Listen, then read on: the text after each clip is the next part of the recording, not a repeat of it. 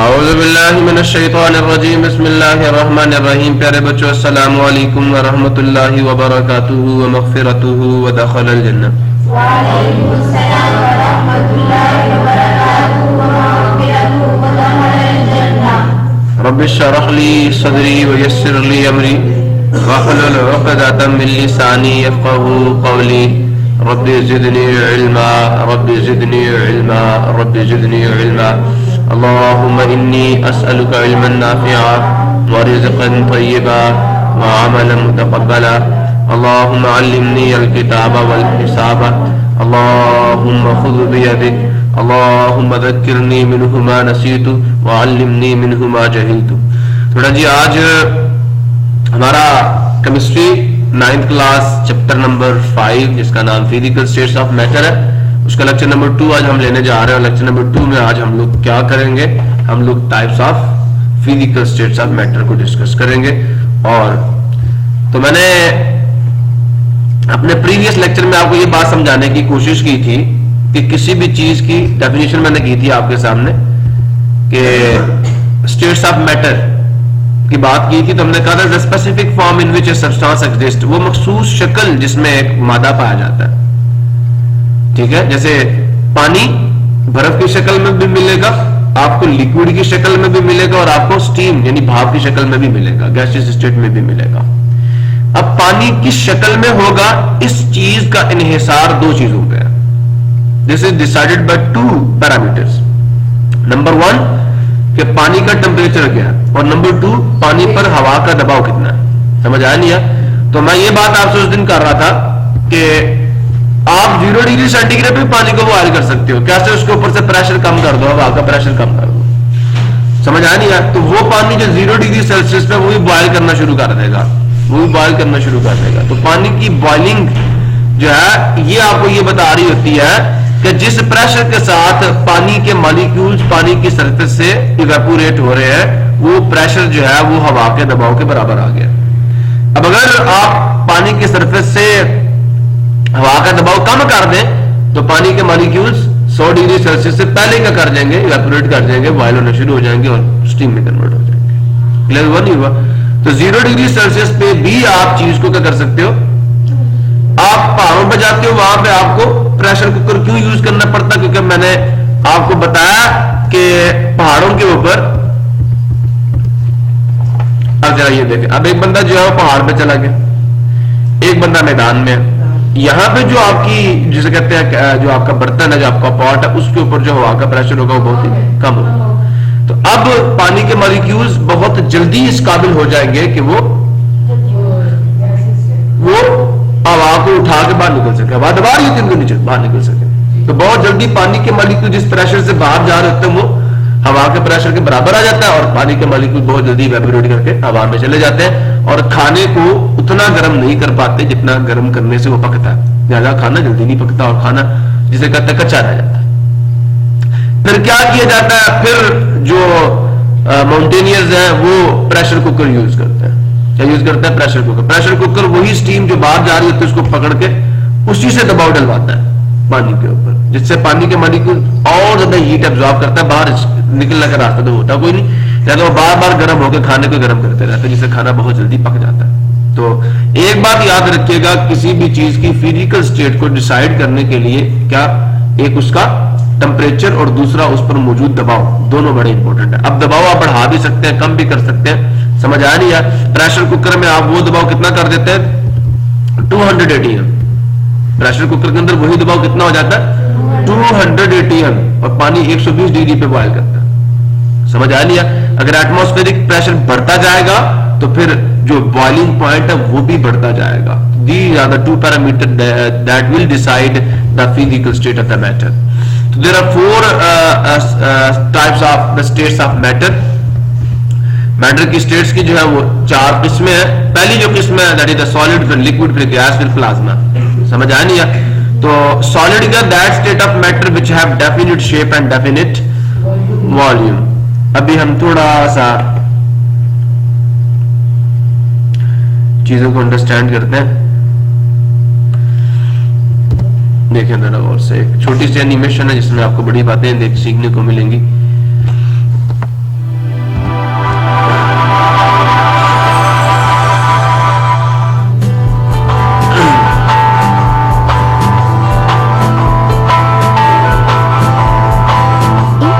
Interconversion of states of matter. Matter around us exists in the solid, liquid and gaseous state. The state of matter changes from solid to liquid to gas, or a combination of these. A solid changes its state to liquid by melting. Upon heating, solid में आप देखें these. A solid changes its state to liquid by melting. ये देखें, अब ये particles जो है एक दूसरे के लिहाज से फिक्स्ड पोजीशंस पे है, ठीक है, और एक प्रॉपर शक्ल है उसकी। वॉल्यूम भी इसका क्या फिक्स्ड है, स्पेसिफिक वॉल्यूम, स्पेसिफिक शेप। अब जैसे आप इसको हीट करेंगे तो क्या होगा, Upon heating, the space between the particles increases and the particles. अब उन्होंने अपनी पोजीशंस जो थी उन्हें छोड़ दिया। अभी भी डिस्टेंस उनके दरम्यान में फिक्स्ड है, लेकिन पोजीशंस को छोड़ दिया उन्होंने। समझ आया, जो रिलेटिव पोजीशंस थी एक दूसरे के लिहाज से जो कि फिक्स्ड थी, अब वो फिक्स्ड नहीं रही, डिस्टेंस अभी भी फिक्स्ड है। समझ आया, पोजीशन का एक पैरामीटर चेंज हो गया, और वो क्या, दैट इज द डायरेक्शन, ठीक है, relative direction with respect to each other, वो फिक्स्ड नहीं रही। तो सॉलिड किस में चेंज हो गया, लिक्विड में। To form liquid.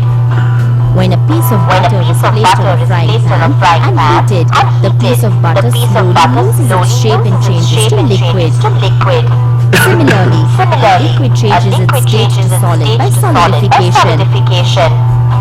इसको फ्रीजिंग भी कहते हैं, ठीक है बेटा, इसको फ्रीजिंग भी कहते हैं। लिक्विड को जब आप चेंज करते हैं किसमें, सॉलिड में, तो this is called freezing. Upon freezing liquids, the space between अब देखिए ये लिक्विड में थोड़े दूर दूर होते हैं, जब आप इसको फ्रीज करेंगे बहुत ही करीब आ जाएंगे और फिक्स पोजीशंस को संभाल लेंगे, ठीक है। the particles decrease and solidify.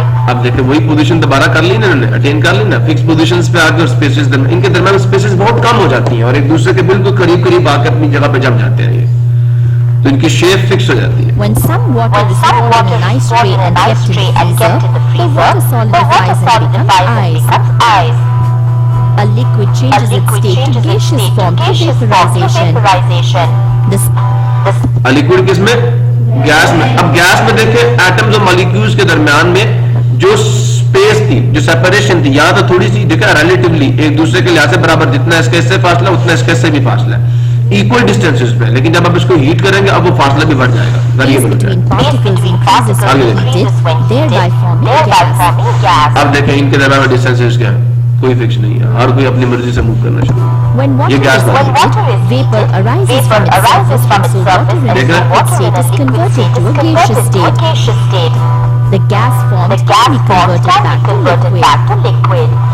अब आप इसके ऊपर ढक्कन दे देना, ढक्कन का होता है ठंडा होता है, जैसे ये वाटर के वेपर जाकर ढक्कन के साथ चिपक जाता है, ढक्कन उनको उनसे हीट को खींच लेता है, ठंडा होता है ना, हीट वेपर से ढक्कन की तरफ मूव करेगी, ठीक है, और वो वेपर ठंडे होकर ढक्कन के साथ पानी के कतरों की शक्ल में जमा हो जाएंगे। आपने कभी देखा खाने के ऊपर जो ढक्कन होता है ये इस वजह से, हाँ? ये सुन लो, ये इस वजह से। The lid and continue heating. After some time, you will observe droplets of water accumulated on the surface of the lid. Such a process is called condensation. और इस अमल को कहता है कंडेंसेशन। वेपर्स का वापस लिक्विड में चेंज होना condensation कहलाता है। लिक्विड का वेपर्स में जाना, गैसियस स्टेट में जाना क्या कहलाता है, इवेपोरेशन, ठीक है, और वेपर्स का वापस लिक्विड में चेंज होना, this is called condensation. During condensation, vaporized particles are accumulated and form liquid. ठीक है, ये जो पार्टिकल्स होते हैं इकट्ठे हो जाते हैं और दोबारा से लिक्विड में अक्यूमुलेटेड का मतलब, अक्यूमुलेट का मतलब होता है इकट्ठा हो जाना और दोबारा We liquid have already learned melting, solidification, vaporization, and condensation. Now, can a solid be directly converted to gas and vice? अब कभी कभार होता है कि सॉलिड डायरेक्टली गैस में चला जाता है, लिक्विड में जाता ही नहीं, तो इस अमल को कहते हैं sublimation. When dry ice is kept at -78.5. अब ये ड्राई आइस क्या, ये कार्बन डाइऑक्साइड की सॉलिड फॉर्म है, ठीक है, solid carbon dioxide is called dry ice. इसको जब आप खुला छोड़ते हैं तो इससे डायरेक्ट गैस बन के उड़ रही होती है, liquid 5 degrees Celsius, at 1 atmospheric pressure, dry ice is converted to gas. This process is called sublimation. And when the gas form is trapped, the gas is accumulated to form dry ice again. That shows that a solid can be directly converted to gas and vice versa. As we have earlier seen in vaporization, a liquid is converted to gas before reaching its boiling point. Such a process is relatively known as evaporation. Let's define it. Evaporation is the process by which a liquid changes from its liquid state to gaseous state without being heated to its boiling point. ये evaporation है, और जब boiling point पे जाके water steam में वो vaporization है, evaporation नहीं, वो vaporization है। There are many factors which affect the evaporation of. तो ये समझ आ गया, change of state, fixed shape, fixed volume, ठीक है? तो ये सारी चीजें बेटा अगर आपको समझ आ गई हैं, so let us start the work. Solid की definition क्या जी? That state of matter which has specific shape and specific volume is called solid. Problem किसी को? Liquid क्या? That state of matter which has specific volume. इसका volume क्या होता है? Specific होता है, but shape specific नहीं होती. मैं आपको कल भी मैंने बताया था कि specific shape होने का मतलब ये है कि atom के molecules की जो positions है वो fixed होंगी. ठीक है? जैसे मेरा नाक है तो मेरे नाक ने अभी तक अपनी पोजीशन चेंज नहीं की, पहले दिन जहां पे था आज भी वहां पे ही है। ठीक है? और अगर ऐसा हो सकता कि मेरा नाक अपनी पोजीशन चेंज कर सकता तो फिर क्या पता मैं शाम को सोता सुबह को मेरा नाक मेरे पांव के साथ लगा हुआ होता। ऐसा रियलिटी है, शेप चेंज हो रही है, शेप फिक्स थोड़ी है।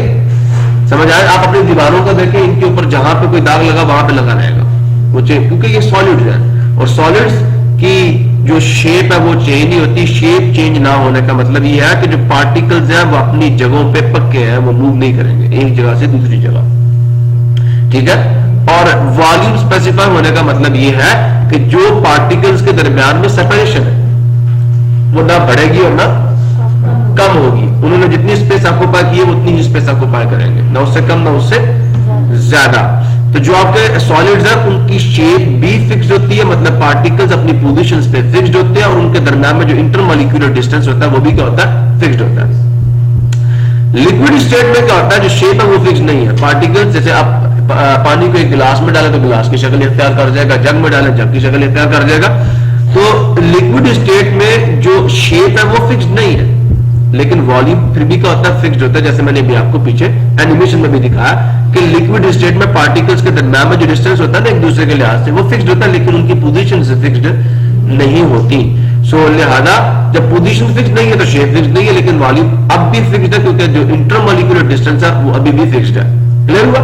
गैसेस में ऐसा कुछ भी नहीं, ना उनकी पोजीशन फिक्स्ड होती है और ना उनके मॉलिक्यूल्स के दरमियान में जो डिस्टेंस है वो फिक्स्ड होता है। सो देयरफॉर जो गैसेस है वो ना तो शेप रखेंगी ना वॉल्यूम रखेंगी। तो the state of that state of matter which does not have specific shape and specific volume is called gas.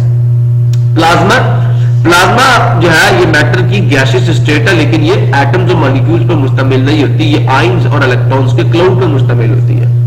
समझ आया? इसमें आयंस होते हैं और इलेक्ट्रॉन्स होते हैं, एटम्स भी होते हैं। So it is a mixture of atoms, ions and electrons.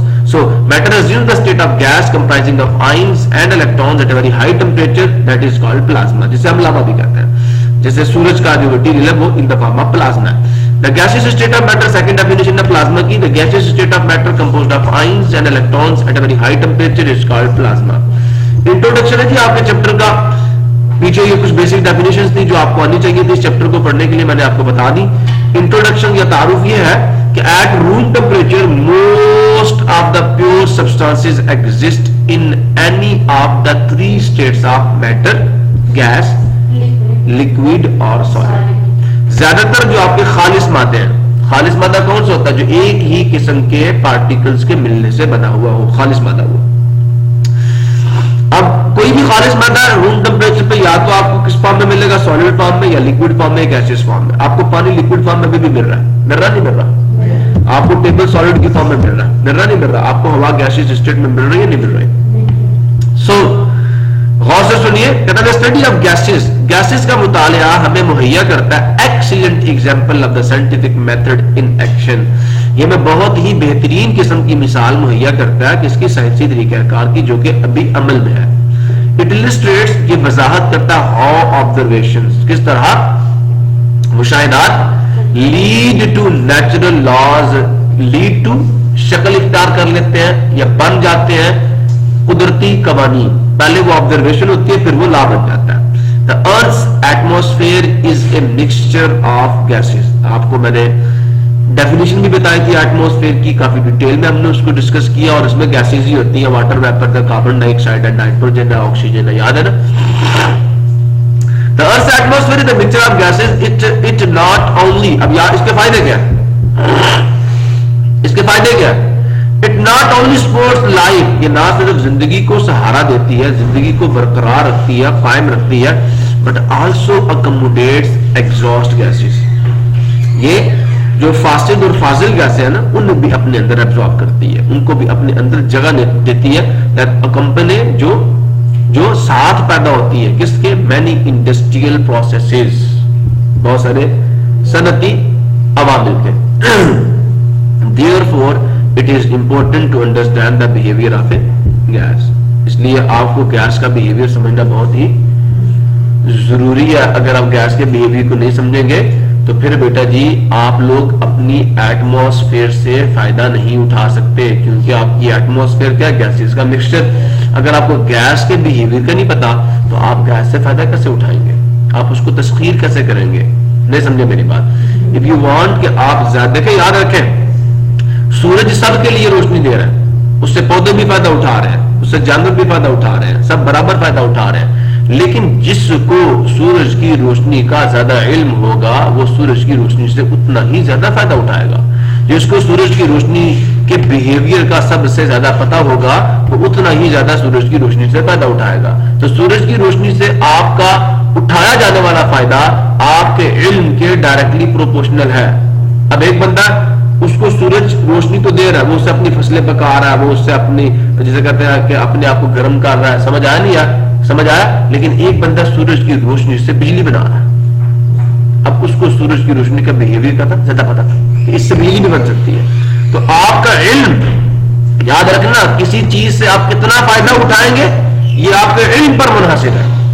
तो अगर आप चाहते हैं कि आप गैसेस से या अपनी एटमॉस्फेयर से ज्यादा फायदा उठाएं तो आपको अपनी एटमॉस्फेयर से ज्यादा फायदा उठाने के लिए गैसियस स्टेट ऑफ मैटर की प्रॉपर्टीज को अच्छे तरीके से समझना होगा।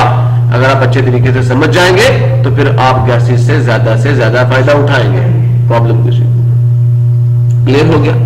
तो इसलिए हमें पढ़ना चाहिए ताकि हम ज्यादा से ज्यादा फायदा उठाएं, हमारी जिंदगी में ज्यादा से ज्यादा आसानियां पैदा हो। समझ आया? द मोस्ट कॉमन, अब लिक्विड की बात होगी तो सबसे ज्यादा पाया जाने वाला, कॉमन का मतलब आम, सबसे ज्यादा पाया जाने वाला जो लिक्विड है ऑन अर्थ, जमीन पर, वो पानी। वो क्या? पानी। तो apart from other gases, sorry other uses, sorry apart from other liquids क्या देता तो बेहतर था, अपार्ट फ्रॉम अदर यूजेस, याद रखिएगा, apart from other uses water is used for cooking. कहता है इसके बहुत सारे और इस्तेमाल भी हैं, वाटर के बहुत सारे और इस्तेमाल भी है। आप वाटर से बिजली भी पैदा करते हैं, समझ आया नहीं? आप वाटर से फसलें भी अपनी तैयार करते हैं। कहते हैं उनको छोड़ दें, इंडस्ट्रियल यूजेस को, एग्रीकल्चरल यूजेस को आप छोड़ दें। आप पानी को पीने के लिए इस्तेमाल करते हैं, आप पानी से खाना पकाते हैं। You use water for cooking the food. Why do mountaineers carry with them pressure cooker? पहला सवाल उसने ये पूछा कि जो पहाड़ों पे जाने वाले लोग हैं वो अपने साथ प्रेशर कुकर क्यों ले जाते हैं? Do they need to cook food quickly? क्या उनको खाना जल्दी पकाना होता है? पहला सवाल। दूसरा सवाल माइंड में ये आ सकता है कि फूड कुक्ड इन, असल में अब आपको क्या बताएगा, ये हकीकत बताएगा कि अगर आप पहाड़ों पे जाके एक ऑर्डिनरी पॉट में, एक ऑर्डिनरी केटल में खाना पकाएंगे तो बेटा वो कच्चा रह जाएगा। ऐसा क्यों है? देखें, food cooked in ordinary kettles at high altitude, altitude का मतलब हाइट होती है, ठीक है, रिमेन सेमी कुक्ड, वो कच्चा रह जाता है, ठीक है, आधा पका होता है आधा कच्चा होता है। तो वाई, ऐसा क्यों है? इसका जवाब इंशाल्लाह भी हम देंगे आगे जाके, जब हमें पता चल जाएगा what is the relation between the boiling point of water and the altitude, तो हम इंशाल्लाह जवाब देंगे। How does pressure cooker helps in proper cooking of food? जो प्रेशर कुकर है वो खाने को मुनासिब तौर पर पकाने में हमारी मदद कैसे करता है? Why pressure cooker saves time in kitchen? Pressure cooker जो है वो किचन में या बावर्ची खाने में हमारा वक्त कैसे महफूज करता है? We will learn about face changes. हम सीखेंगे किसके बारे में? फेस चेंज का मतलब क्या? हालत की तब्दीलियों के बारे में, ठीक है। सच एज मेल्टिंग है। मेल्टिंग क्या? कि आपका सॉलिड लिक्विड में चेंज हो जाए। वेपराइजेशन का आपका लिक्विड किस में चला जाए? गैस में, और सब्लिमेशन क्या आपका सॉलिड डायरेक्ट वेपर्स में चेंज हो गया, गैसियस स्टेट में चला जाए। Phase changes play many important roles in our daily life. जो फेज के चेंजेस है, जो हालत की तब्दीली है, वो बड़ा ही अहम किरदार अदा करती है हमारी रोजमर्रा जिंदगी में। For instance freeze dried food, पहली बात तो ये होती क्या, ठीक है, पहले इसको सीखेंगे कि होती क्या। तो कहता है आर लाइट वेटेड, पहले तो ये पता करो ना फ्रीज ड्राइड फूड होती क्या फिर उसकी प्रॉपर्टी है कि वो लाइट वेटेड होती है, उसका वजन कोई नहीं होता। स्पंज कभी देखा जिससे आप बोर्ड साफ करते हैं, ठीक है, फोम बिल्कुल उस तरह हल्की होती है ये, and can be conveniently reconstituted, और हम इसे दोबारा इसकी असली हालत में ला सकते हैं बाय एडिंग वाटर, उसके अंदर जरा पानी डाल के। हाउ, ऐसा क्यों है? This chapter will enable you to understand all this stuff. Clear हो गया? टिपिकल प्रॉपर्टीज आप, क्योंकि गैस की बात हुई थी सबसे पहले, गैसियस स्टेट ऑफ मैटर जो है उसकी प्रॉपर्टीज को समझेंगे, उससे रिलेटेड लॉज को समझेंगे, और फिर हम जाएंगे लिक्विड पे, फिर लिक्विड के बाद हम सॉलिड पे जाएंगे। ये हमारा काम होगा इस चैप्टर में। अब आप जरा यहां आ रहे, ये देख रहे हैं सॉलिड डेपोजिशन हुई, ठीक है, गैस अगर डिपॉजिट करेगी तो डायरेक्ट किसमें चेंज होगी? सॉलिड में। सब्लिमेशन होगी, सॉलिड की गैस बनेगी। यहां से देखें, अब मेल्ट करेंगे, लिक्विड में जाएंगे, लिक्विड को वेपोराइज करेंगे, गैस में जाएंगे, गैस को आयोनाइज करेंगे तो प्लाज्मा बनेगा। अब समझ गए? नहीं समझ गए? आयोनाइजेशन एनर्जी याद है, इलेक्ट्रॉन बाहर निकालने के लिए एनर्जी देनी पड़ती है। तो आयोनाइजेशन के प्रोसेस के जरिए से गैस प्लाज्मा में चेंज होती है, आयोनाइजेशन के जरिए से, ठीक है। प्लाज्मा में रिकम्बिनेशन करो तो गैस बन जाती है, गैस वापस कंडेंस करे तो लिक्विड बन जाता है, लिक्विड फ्रीज करे तो फिर वापस आपका सॉलिड बन जाता है। सारा कुछ, सारे जो फेज चेंजेस के बारे में आपको इंफॉर्मेशन है वो इस एक फिगर से मिल जाएगी। प्रॉब्लम कुछ, ये पहले दिन की एक पिक्चर थी जो मैंने आपको नहीं दिखाई थी, बट हमने गैसेस की 6 प्रॉपर्टीज को स्टडी करना। कितनी प्रॉपर्टीज को? पहली प्रॉपर्टी डिफ्यूजन, इसको नफूज पजीरी भी कहते हैं, इसको the tendency of a gas to spread, इसे फैलने की सलाहियत भी कहते हैं। मेरे पास एक परफ्यूम थी, मैंने उसका ढक्कन खोला और टेबल पर रखा, आफ्टर 5 to 10 मिनट्स आप तक खुशबू पहुंच जाएगी। कैसे पहुंचेगी? पार्टिकल्स यहां से मूव करके कहां जाएंगे? आपके पास। ये परफ्यूम की नेचुरल टेंडेंसी टू स्प्रेड की वजह से आप तक पहुंचे। क्या कि हर सब्सटेंस की ये कोशिश होती है कि जहां पर उसकी कंसंट्रेशन क्या ज्यादा है, वो वहां से ऐसी जगह पे मूव करे जहां पर उसकी कंसंट्रेशन क्या कम है। तो this movement of the gas particles from a region where their concentration is higher to a region where their concentration is low is called diffusion. इसको समझने से पहले मैं आपको एक और एनिमेशन दिखाऊंगा जिससे आपको बात अच्छे तरीके से समझ आ जाएगी।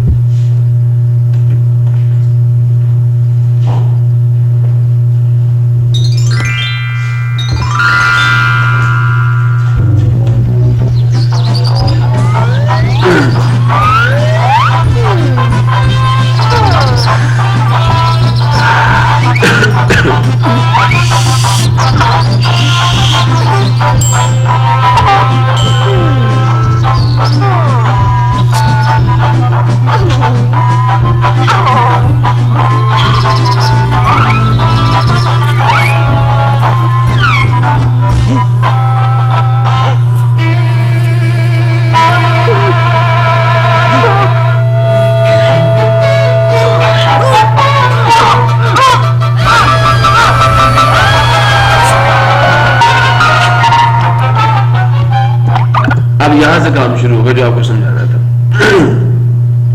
इस रीजन में स्याही के पार्टिकल्स क्या ज्यादा, समझ आया कि नहीं आया? अब वो क्या करेंगे? ऐसे रीजन की तरफ मूव करेंगे जहां पे स्याही के पार्टिकल्स क्या कम है। ये जो इनका यहां से इस रीजन की तरफ मूव करना, हाई कंसंट्रेशन से towards low concentration, this is diffusion. ये diffusion is the movement of molecules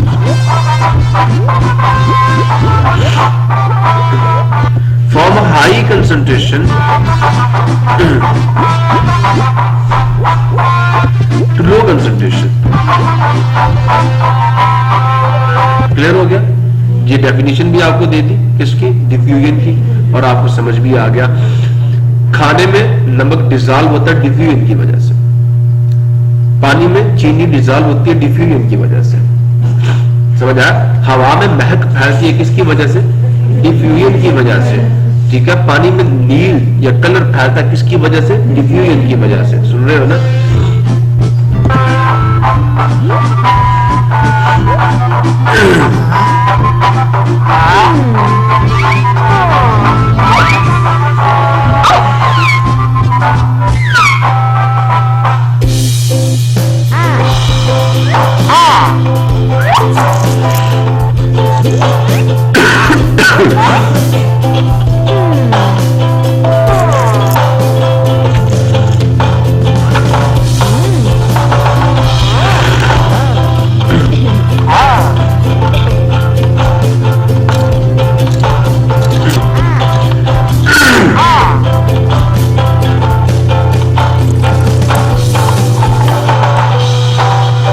आपके माइंड में तो ये है कि हमने पानी इसमें डाल दिया और वो बर्तन क्या हो गया, खाली। बेटा याद रखना, बर्तन खाली कोई नहीं हुआ, पानी बाहर आया, हवा ने उसकी जगह ले ली है बर्तन के अंदर। ठीक है? हवा दाखिल होगी उसके अंदर। ये देखिए हवा अंदर चली गई, बर्तन खाली नहीं रहा।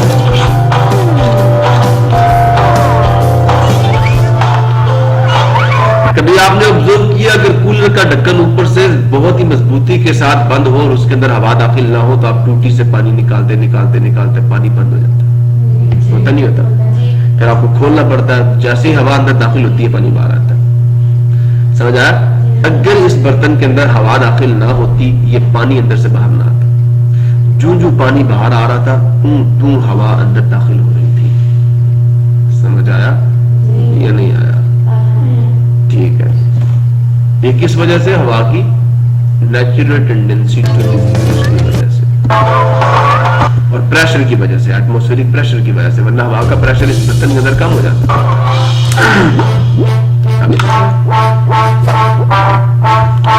इनके अंदर क्या होती है, एनर्जी होती है।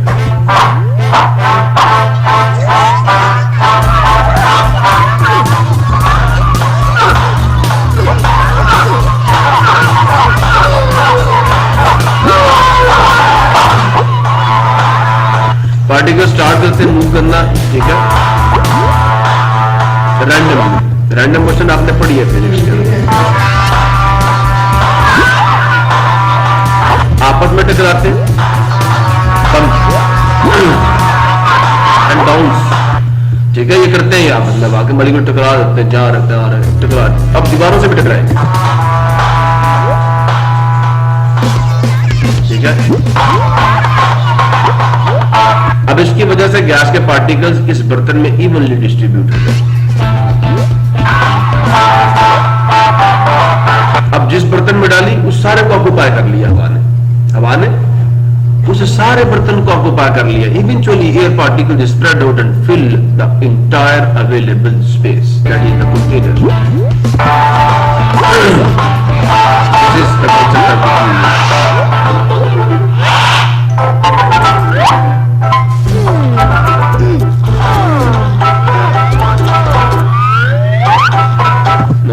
इसी के साथ हम लोग अपने लेक्चर की तरफ दोबारा जाते हैं। अब मेरे ख्याल में मुझे आपको डिफ्यूजन समझाने के लिए कुछ ज्यादा मेहनत नहीं करनी पड़ेगी। आ जाए जरा। डिफ्यूजन की डेफिनेशन है the movement of molecules from high concentration to a lower concentration is called diffusion, या the spreading tendency of gas from one place to another place is called diffusion of gas. ठीक है? तो ये दोनों बातें आपके सामने, डेफिनेशन आपको आ गई। रीजन क्या बेटा, इनके अंदर डिफ्यूजन की एबिलिटी क्यों होती है? तो आपको पता है गैस के मॉलिक्यूल्स आपस में टकराते हैं ना, तो उससे प्रेशर बनता है, तो इस वजह से उनकी टेंडेंसी। और मजे की बात यह है कि जो गैस के पार्टिकल्स है उनके दरमियान में अट्रैक्शन की फोर्सेस बहुत ही ना होने के बराबर होती है, ये कहते हैं। तो फिर क्या होता है, इस अट्रैक्शन की फोर्सेस की कमी की वजह से एक गैस के मॉलिक्यूल दूसरी गैस के मॉलिक्यूल के अंदर घुस जाते हैं। समझ आया नहीं है? क्लियर हुआ नहीं हुआ?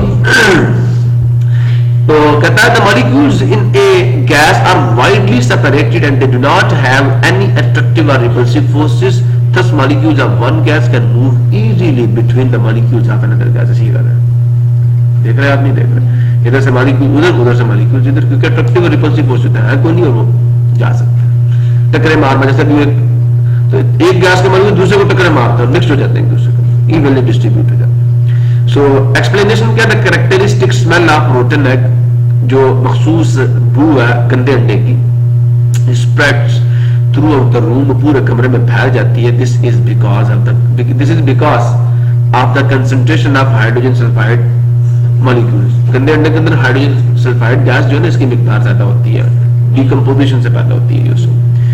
Hydrogen sulphide gas molecules at a particular place is higher, क्योंकि जहां गंदा अंडा होगा वहां पे हाइड्रोजन सल्फाइड की मिकदार ज्यादा होगी, उसकी बू गंदी होती है, तो दे स्टार्ट मूविंग। अब क्या करेंगे, हाइड्रोजन सल्फाइड गैस के जो मॉलिक्यूल्स होते हैं ना, वो डिफ्यूज कर जाते हैं अपने इंटरमॉलिक्यूलर कोलिजन्स की वजह से, एक जगह से दूसरी जगह मूव कर जाते हैं, और जैसे वो आपके नाक में पहुंचते तो वहां जाके वो कैसी स्मेल पैदा करते हैं, गंदे अंडे की स्मेल पैदा करते हैं, वो वही उसकी होती है, ठीक है। So they start moving towards a place where their concentration is lower. This movement of molecules from a higher concentration to a lower concentration region is called diffusion. We can also say that the diffusion of a gas is spreading tendency from one place to another place. ये उसके फैल जाने की सलाहियत है एक जगह से दूसरी जगह।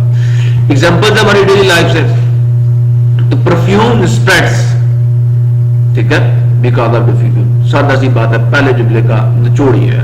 Distribution of perfume where it is sprayed in one part of the room, yet soon you can smell it everywhere. You can say perfume spread because of diffusion, bad smell spreads because of diffusion, movement of a drop of food colouring in a glass of water. अब ये क्या, जैसे भी हमने नील देखा ना, वो फैल गया, स्याही फैल गई पानी के अंदर, तो जो आपकी फूड कलरिंग है, जैसे आपने वो जर्दा पकाते हैं तो जर्दा का कलर बीच में डालते हैं, वो सारा फैल जाता है। आप रूह अफ़ज़ा बनाते हैं तो एक वो डालते हैं, सिर्फ एक कतरा डालते हैं उसका कलर का, जो उसका सिरप है, तो वो सारा का सारा फैल जाता है उसके अंदर। तो where eventually the entire glass will be coloured. तो ये जो कलरिंग हो रही है, जो फूड कलरिंग है, that also spreads itself into a glass of water because of diffusion. Making tea, आप चाय बनाते हैं तो आप ये कहते हैं the molecules of the tea from the tea bag spread out in the cup of water because of diffusion. समझ आ गया? आपकी जो शुगर है वो dissolve होती है into the water because of diffusion. Shaking salt into the water, the salt dissolves and the ions move until they are evenly distributed, ठीक है। This is because of diffusion also. So lighting a cigarette, अब cigarette का धुआं जो है, अब ये कहते हैं smoke of cigarette spreads into the room because of diffusion. Problem किसी को, if you place a sugar cube in water, कहता आप एक जो चीनी है उसकी एक डल्ली आप पानी के अंदर डाल दें, the sugar will dissolve and evenly sweeten the water without having to stir it. क्या, जो शुगर है वो यकसा तौर पर पानी में डिसॉल्व हो जाएगी, आपको हिलाना भी नहीं पड़ेगा। किस वजह से? डिफ्यूजन की वजह से। किसकी वजह से? ऐसा ही है ना, आप चीनी पानी में डाल दें, सुबह को देखा सारी चीनी डिसॉल्व होगी, अंदर नहीं होगी, कहाँ गई? डिसॉल्व होगी पानी के अंदर। बिल्कुल निकाली जा सकती है, आप उसका मेथड अभी ना पूछना प्लीज, अभी ना पूछना, बताऊंगा रास्ते, अभी ना पूछना, ठीक है। आगे आ रहा है बेटा, तो इसलिए कह रहा हूं, उस टाइम बता दूंगा। इफ्यूजन क्या होता है, पहले इसको देखें, फिर हम बात करेंगे इफ्यूजन के बारे में भी। फुटबॉल को आपने पकड़ा और किसमें रख दिया जी? किसमें रख दिया जी? धूप में। महीने बाद जाके उठा, गैस निकल चुकी थी। तो बेटा फुटबॉल की जो ट्यूब होती है ना, उसके अंदर मॉलिक्यूल के साइज के बराबर क्या होते हैं? सुराख होते हैं। मॉलिक्यूल से आपस में जुड़ के उसकी वॉल बनाते हैं ना, तो मॉलिक्यूल्स के दरमियान में छोटे छोटे सुराख होते हैं। वो गर्म होते हैं तो मॉलिक्यूल्स दूर दूर होते हैं, तो वो सुराख बड़े हो जाते हैं। अब जब सुराख का साइज बड़ा होता है तो मॉलिक्यूल्स उससे बाहर निकल सकते हैं। सुराख कोई नहीं होता आपके फुटबॉल की ट्यूब में, तो मॉलिक्यूल्स कैसे फिर उस ट्यूब से बाहर आते हैं? Because of effusion. इफ्यूजन क्या है कि मॉलिक्यूल्स का एक मॉलिक्यूलर साइज के होल से हाई कंसंट्रेशन से टुवर्ड लो कंसंट्रेशन मूव करना। यहां पे मॉलिक्यूल्स की कंसंट्रेशन लो है। डिफ्यूजन में क्या होता है? हाई कंसंट्रेशन से टुवर्ड लो कंसंट्रेशन जाना, ठीक है, किसी और से नहीं गुजरना पड़ेगा। लेकिन यहां पे इफ्यूजन में क्या होता है कि मॉलिक्यूल्स का हाई कंसंट्रेशन से टुवर्ड्स लो कंसंट्रेशन मूव करना, लेकिन through a hole of molecular size. Diffusion is the process of gaseous atoms flowing is the into a process of vacuum gaseous through a hole atoms in a flowing container. into a vacuum through a hole in a container. ये भी आ गया. The rate of diffusion of gas molecules The at rate of constant diffusion of temperature gas and molecules pressure at is constant inversely temperature proportional and to the pressure square root is of the inversely molecular weight of proportional the to the gas. square root of the molecular weight of the gas. आप समझ आए? तो कुछ molecule जो है वो बहुत सारे होल्स होंगे, एक नहीं होगा बेटा, बहुत सारे होंगे, उनसे निकलेंगे बाहर. और ये इतना जल्दी नहीं होता. हो सकता है मॉलिक्यूल यहाँ पे दूसरा आकर टकराए तो उसको बाहर ही न जाने दे. ठीक है, तो ये आहिस्ता आहिस्ता होता है, बहुत स्लो होता है ये. ठीक है, तो this is effusion. And now check it. its definition: the escape of gas molecules through hole one after the other without collision is called effusion. ठीक है, होल के जरिए से गैस मॉलिक्यूल्स का निकलना, खारिज होना, जैसे ये देखें यहां से, देख रहे हैं आप. This is the effusion. when gas is allowed to pass through a hole of size of a molecule, जो मॉलिक्यूल देखे इसे सिर्फ एक मॉलिक्यूल बाहर गुजर सकता है, एक से ज्यादा नहीं. मॉलिक्यूलर साइज के होल से गैस के मॉलिक्यूल का करना, निकलना, खारिज होना, this is called effusion. When gas is allowed to pass through a hole of the size of a molecule, only one molecule at a time can pass through the hole. This process is what this is called the effusion. Problem.